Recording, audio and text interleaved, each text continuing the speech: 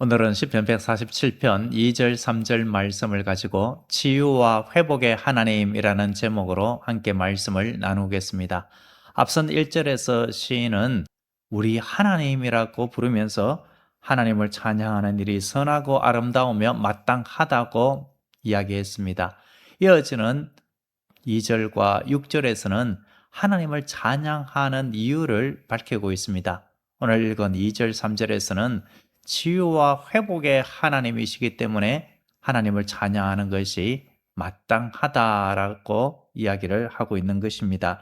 먼저 2절을 보면 여호와께서 예루살렘을 세우시며 이스라엘의 흩어진 자들을 모으시며 라고 하고 있습니다. 남유다는 바벨론에 의하여서 망했습니다. 예루살렘이 무너졌습니다. 예루살렘 성전도 무너지고 성벽도 무너지고 이스라엘 백성들, 남유다 거민들은 바벨론의 포로로 잡혀갔습니다. 예루살렘이 무너졌다라는 것은 하나님의 백성, 언약 공동체가 무너졌다라는 말입니다. 예루살렘이 신앙과 삶의 중심지였기 때문에 그렇습니다. 그런데 하나님께서 무너진 언약 공동체를 다시 세우신다는 것이 예루살렘을 세우신다는 말입니다. 스스로의 힘으로는 세울 수가 없습니다. 그런데 하나님께서 회복시켜 주시는 것입니다. 무너진 성전도 성벽도 세워주시고 언약 백성 공동체도 하나님께서 다시금 회복시켜 주시는 것이 예루살렘을 세우시는 모습입니다. 그런데 원문에 보면은 세우신다라는 표현이 과거에 한 번만 세우시고 마는 것이 아니라 계속해서 지금 현재도 세우신다라는 표현으로 되어 있습니다. 분사형의 그 해석이 그렇습니다. 그리고 하나님은 또 이스라엘의 흩어진 자들을 모으시는 모습으로 나타나고 있습니다. 남유다 백성들이 바벨론의 포로로 잡혀간 이후에 다시금 돌아온다는 것입니다. 이스라엘은 북이스라엘, 남유다로 나누어져 있죠. 이들은 각기 각처로, 세계 각처로 흩어졌습니다. 디아스포라, 흩어진 이스라엘 백성들, 그들을 하나님께서 하나님의 때에 다시금 돌아오게 하시는 것입니다. 원문에서 여기서 흩어진 자들을 모으시며 라고 되어 있는 이 모으시며 라는 단어는 미완료형입니다. 저는 이 단어를 보면서 참으로 감격스러웠습니다. 미완료형은 계속해서 하나님께서 자기 백성, 흩어진 백성들을 불러 모으신다는 것입니다. 지금 현재도 하나님의 백성들을 하나님께서 불러 모으시고 계십니다. 자기 백성을 돌아오게 하시는 것입니다. 언제까지 하나님의 백성을, 흩어진 백성들을 돌아오게 하시겠습니까? 예수 그리스도께서 재림하시는 그날까지, 그 직전까지 흩어진 백성들을 돌아오게 하는 것입니다. 하나님의 흩어진 백성, 자기 백성 마지막 그 한 명이 하나님께로 돌아오는 그날이 바로 예수님께서 이 세상에 다시 오실 때입니다. 땅끝은 어디냐? 혹자는 내 바로 옆이 땅끝이다 라고 하며 지구 한 바퀴를 쭉 돌면서 모든 하나님의 백성들 돌아오게 하되 내 곁에 있는 사람 돌아오게 해야 된다, 이런 의미로 땅끝까지 복음을 전하라 이렇게 적용하는 분들도 있죠. 그 말씀도 귀한 말씀인데 땅끝까지 복음이 전파된 다음에 주님께서 돌아온다, 이 말씀을 적용하면은 마지막 주님께로 돌아올 한 영혼이 돌아올 때에 예수님께서 재림하신다는 말씀이기도 합니다. 이어서 3절 말씀을 같이 한번 읽어보겠습니다. 상심한 자들을 고치시며 그들의 상처를 사매시는도다. 하나님의 회복은 외적인 회복만 있지 않습니다. 내적인 마음의 상처, 아픔, 고통도 치유하고 회복시켜 주시는 것입니다.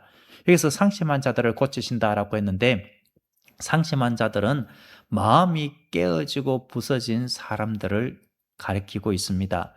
예루살렘의 멸망, 포로 생활, 그들의 마음이 어떠했겠습니까? 무너져 내리지 않았겠습니까?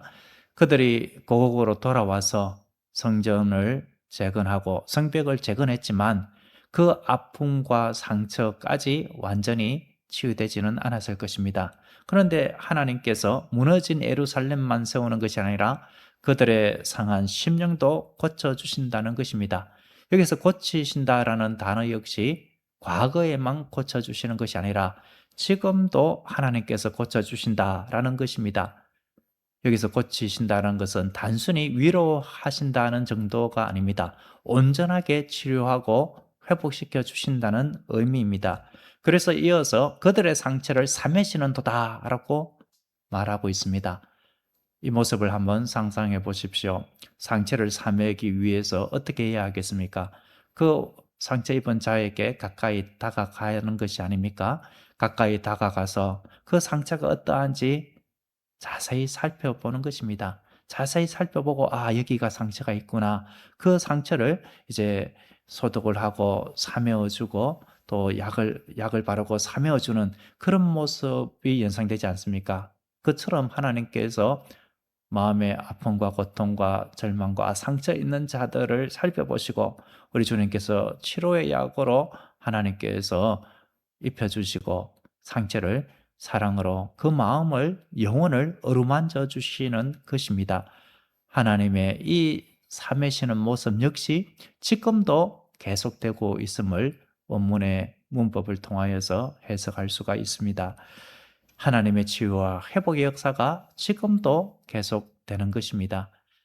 그런데 여기서 살펴볼 것은 남유다 백성들의 죄로 인하여서 그들이 이러한 고통을 당했다는 것입니다. 그런데 하나님께서 그들을 완전히 버리지 않았다는 것입니다.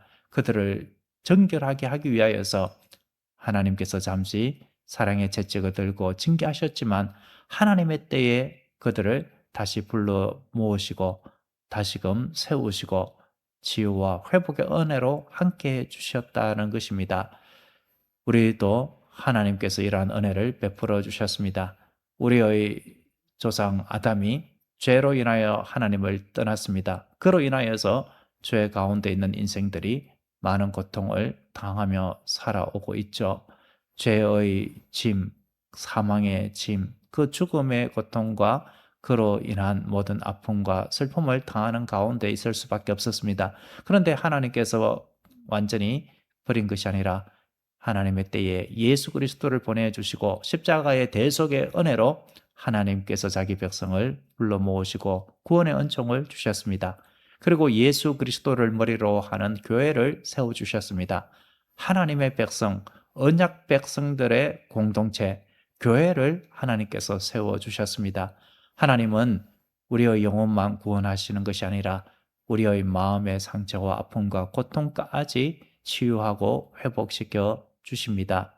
하나님의 놀라운 이러한 은혜가 지금도 우리와 함께하고 있음을 우리는 믿음으로 확신하고 있는 줄로 믿습니다.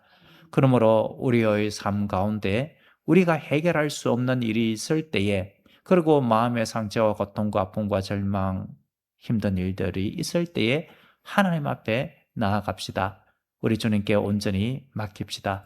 우리는 할 수 없지만 하나님께서는 하실 수 있습니다. 하나님께서 우리의 삶의 문제, 해결할 수 없는 일들을 해결하여 주시고 우리의 삶을 회복시켜 주실 것입니다. 마음의 상처와 아픔과 고통까지 주님께서 어루만지시고 삼으시고 온전한 치유와 회복의 은혜로 함께해 주실 것입니다. 이러한 하나님의 치유와 회복의 역사가 오늘도 주님 앞에 나와 주님께 맡기는 우리에게 늘 함께할 줄로 믿습니다. 기도하겠습니다. 치유와 회복의 하나님 아버지, 무너진 자를 세우시고 상한 마음과 상처를 고쳐주시는 은혜를 감사드립니다. 우리의 영혼과 마음과 삶을 친히 붙드시고 하나님의 뜻 가운데 치유와 회복의 은혜를 베풀어 주시옵소서. 우리와 함께 하시며 회복의 역사를 이루시는 하나님을 기쁨으로 찬양하며 살아가게 하옵소서. 예수 그리스도의 이름으로 기도드립니다. 아멘.